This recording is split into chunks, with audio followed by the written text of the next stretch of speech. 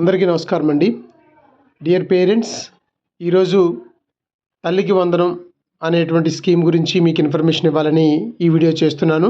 ముఖ్యంగా కొత్త ప్రభుత్వం వచ్చిన తర్వాత మన ఆంధ్రప్రదేశ్లో తల్లికి వందనం అనే పథకం కింద ఎవరైతే 1వ తరగతి నుంచి ఇంటర్మీడియట్ మొదటి సంవత్సరం వరకు చదువుతున్నారో, అది ప్రైవేట్ స్కూల్లో కానీ గవర్నమెంట్ స్కూల్లో కానీ చదువుతున్న పిల్లలందరికీ కూడా ప్రతి ఒక్క పిల్లడికి కూడా ఈ గవర్నమెంట్ 15,000 చొప్పున వేయాలని నిర్ణయం తీసుకుంది.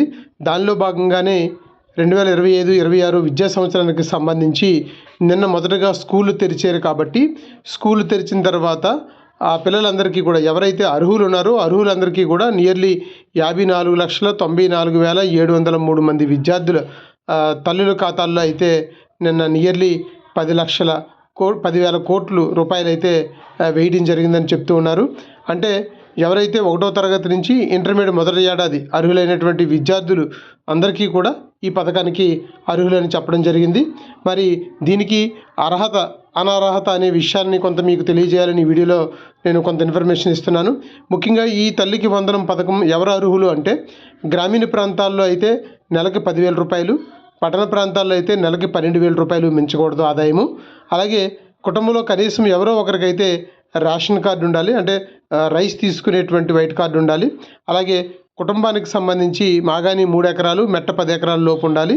అంతేకాకుండా కుటుంబ సభ్యుల్లో ఎవరికైనా కారు కానీ లేకపోతే సగటున 12 నెలలు సగటున కరెంటు 300 యూనిట్ల లోపు అయితే ఉండాలి. ఎవరికైతే 300 యూనిట్లు దాటుతుందో సగటున 12 నెలలు, వారు కూడా అనర్హులుగా వాళ్ళు భావిస్తున్నారు. అలాగే పురపాలక పరిధిలో ఉన్నటువంటి వాళ్ళు ఎవరికైనా సరే 1000 చదరపు అడుగులు కంటే ఎక్కువ స్థిరాస్తి కానీ ఉంటే వారిని కూడా అనర్హులుగా భావిస్తున్నారు.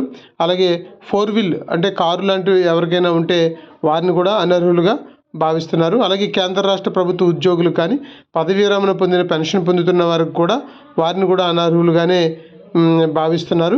మరి ఇది ఎవరైనా సరే.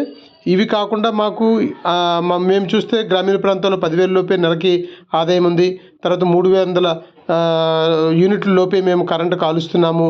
తర్వాత మాకు భూమి కూడా 3 ఎకరాల లోపే ఉంది అన్న వాళ్ళు ఎవరైనా ఉండి ఈ యొక్క తల్లికి వందనం స్కీమ్ కానీ రాకపోతే వాళ్ళకైతే మాత్రం మరలా అప్లై చేసుకోవడానికి లేదా మన యొక్క గ్రామ సచివాలయానికి వెళ్ళి మీరు అర్హులని మీకు సంబంధించినటువంటి రేషన్ కార్డు, ఆధారు కూడా చూపిస్తే మీకు ఇమీడియట్గా మిమ్మల్ని మరలా నెక్స్ట్ మిమ్మల్ని కూడా మీకు కూడా ఈ అర్హత జాబితాలో మీ పేరు కూడా చేర్చడం జరుగుతుంది.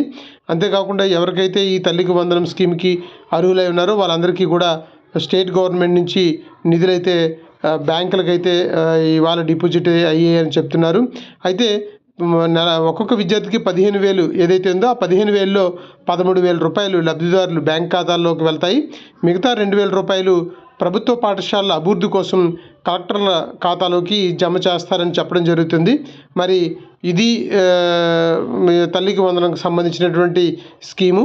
మరి ఈ స్కీమ్కి ఎవరైనా సరే అర్హత ఉండి కూడా ఈ స్కీమ్ లబ్ధి పొందకపోతే మీరు ఇమీడియట్గా మీ దగ్గరలో ఉన్నటువంటి గ్రామ సచివాలయంకి వెళ్ళి మీ యొక్క డాక్యుమెంట్స్ అన్నీ కూడా సబ్మిట్ చేస్తే మీకు తల్లికి వందనం వచ్చే అవకాశం ఉంటుంది.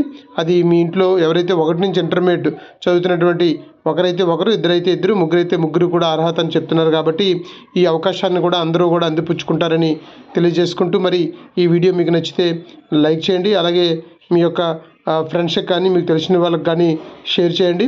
అలాగే సబ్స్క్రైబ్ చేసుకోకపోతే సబ్స్క్రైబ్ చేసుకోండి. థ్యాంక్ యూ సో మచ్ అండి.